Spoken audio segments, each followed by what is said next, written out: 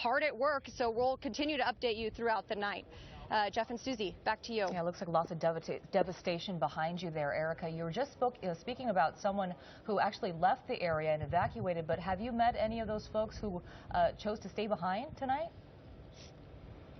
You know, we haven't run into that because we have been in an area where homes have already been destroyed. So if they tried to stay, they had already left because it was just too late. And I would imagine that if firefighters knew someone was there, they would drag them out if they had to, because the homes are just destroyed out here. We saw only one home that didn't burn down on our way from the 15 driving west on the 138 to where we are now at Hess Road. And of course, this is just what we can see off the road, but we only saw one home that had not been burnt to the ground. Yeah. Now, Erica, this fire went from 0 to 2,000 to 6,500 acres now. You're reporting 15,000 acres. What is the mood of the fire crews there? Is there, I mean, with that jumping that quickly, do they feel a little helpless, or are they pretty motivated to take care of this?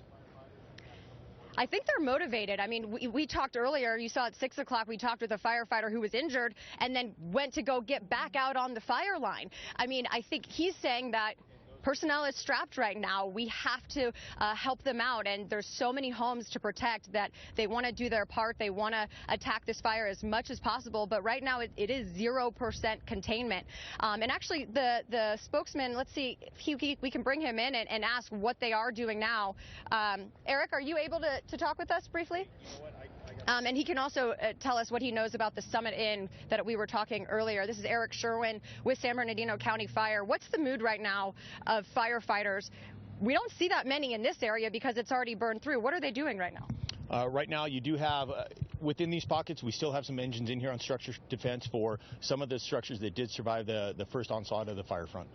And what is their mood? I mean, we saw earlier an injured firefighter getting back out there. How motivated are firefighters to attack this when so many homes are burning?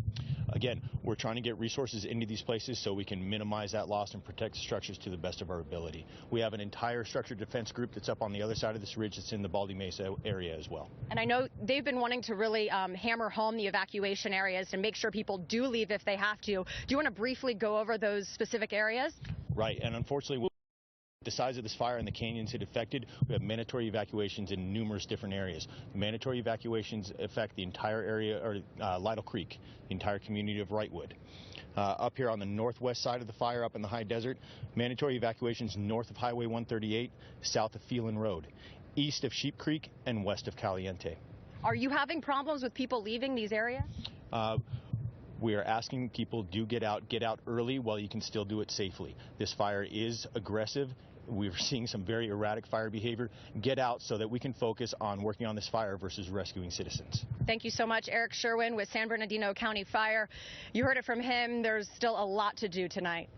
Yeah, work on fighting the fire instead of rescuing citizens. Very well said by that firefighter. Yeah. Erica, thank you so much. Well, with major arteries like the 15 freeway shut down, drivers tonight are stuck. That's right, and the backup goes